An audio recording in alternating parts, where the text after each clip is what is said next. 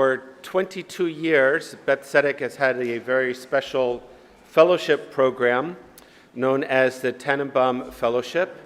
This fellowship was designed with two purposes in mind. The first was to recruit Canadians to rabbinical school at the Jewish Theological Seminary so that we could have more people of Canadian origin leading Canadian synagogues. And the second was to provide students at Machon Schechter, the conservative rabbinical school in Yerushalayim, in Jerusalem, an opportunity to experience life in North American conservative synagogues and at Camp Ramah. And so we've had every other year, both Canadians and Israelis come to Beth Tzedek for 2 weeks to be thrown in to the swimming pool, the ocean of a large, vibrant, never-stopping conservative congregation, and then in the summer spending 2 weeks at Camp Ramah in Canada. This year, our Tannenbaum Fellow is Tsvia Weisberger from Jerusalem. She is in her final year of rabbinical studies at Machon Schechter. She is nearing the end of her almost 2 weeks with us, and it's been a whirlwind, and it's just a pleasure to have her here, to get to know her, for her to get to know us, and to invite her this Shabbat to share with us words of Torah. Tsvia.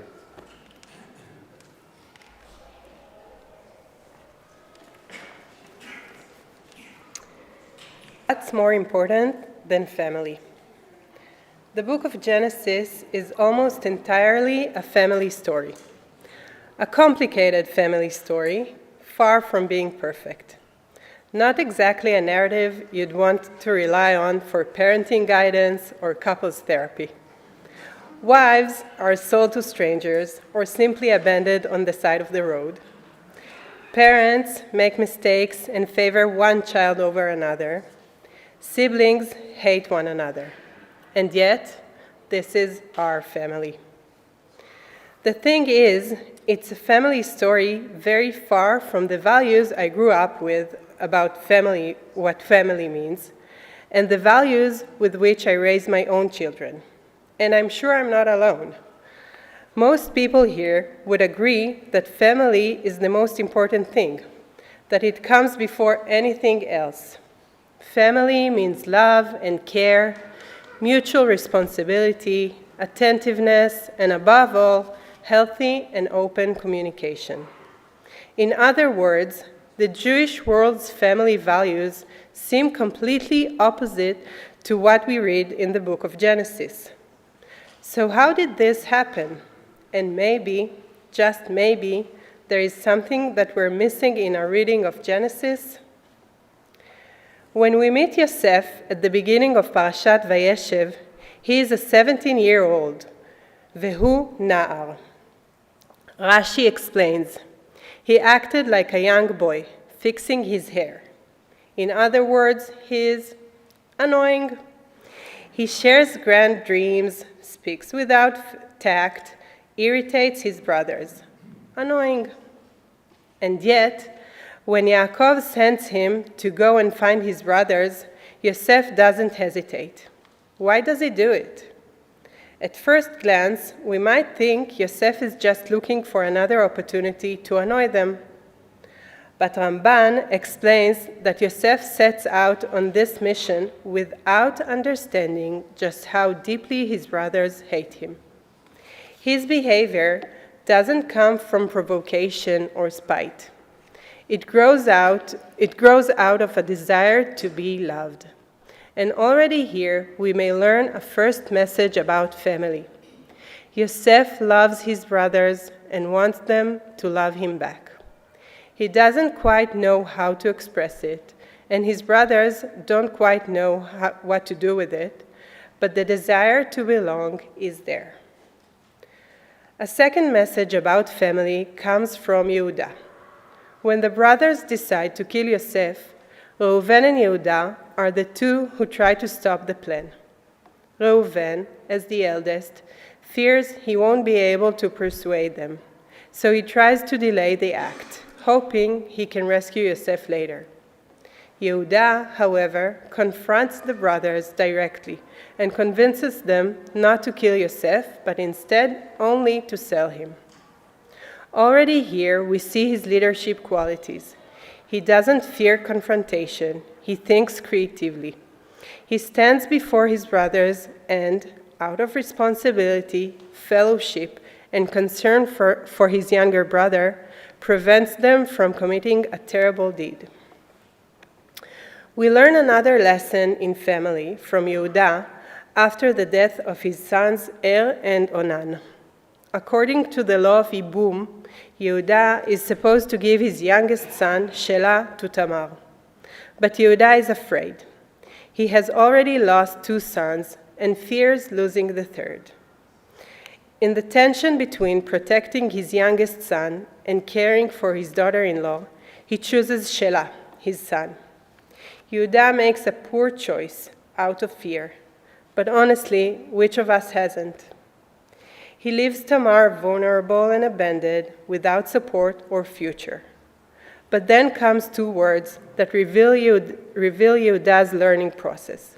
Tzadka mimeni. She's more right than I am. The sages teach us that this moment is what grants Yehuda the merit of future kings of Israel descending from him, because only a true leader can say, I was wrong. That is greatness of spirit. So from Yehuda, we learn to care for our family even when they're annoying, as with Yosef, and to take responsibility for our mistakes, as with Tamar.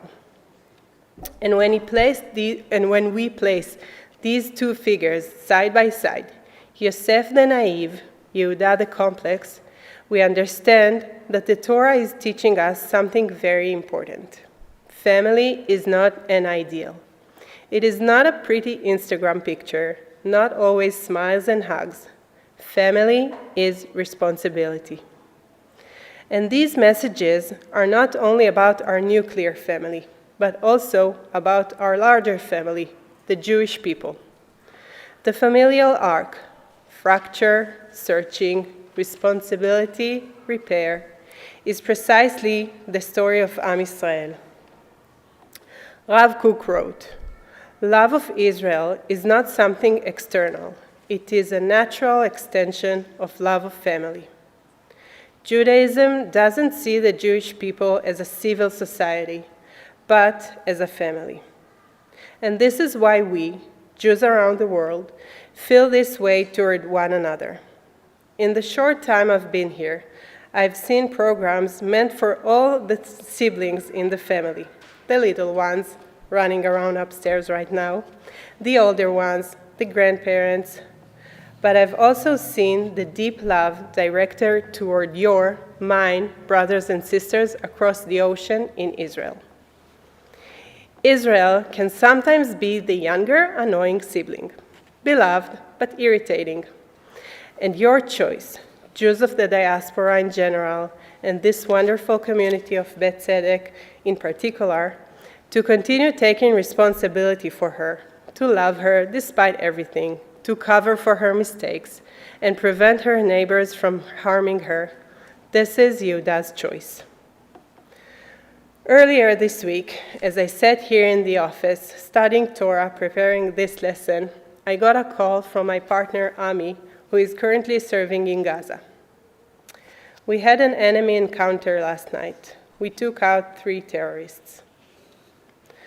For long minutes after the call, I felt so far from my family, my body in Toronto, but my heart in Israel, in Kfar Adumim with my 3 children, in Jerusalem with my mother and sisters, and in Gaza with my husband. But soon I pulled myself together and understood that our story is much bigger. Et achai anochi mevakeshet. I seek my brothers. I left my family temporarily and found another. And while Ami is literally saving our family on his reserve duty in Gaza, I am doing the little I can, strengthening connections with another part of the same family here in Bet Tzedek.